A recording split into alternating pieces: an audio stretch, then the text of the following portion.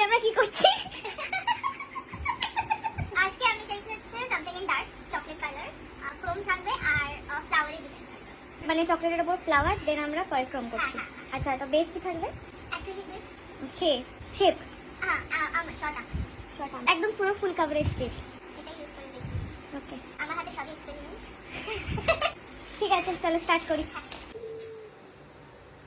তো কেমন লেগেছে? আমার খুব ভালো লেগেছে, আর যেরকমটা চেয়েছিলাম ঠিক তেমনটাই পেয়েছি। ওকে, অ্যাকচুয়ালি ক্রোমটা মানে খুব ভালো লাগছে। Pretty pretty. Thank you so much. সখী তোরা প্রেম করিও না, পীড়িত বালা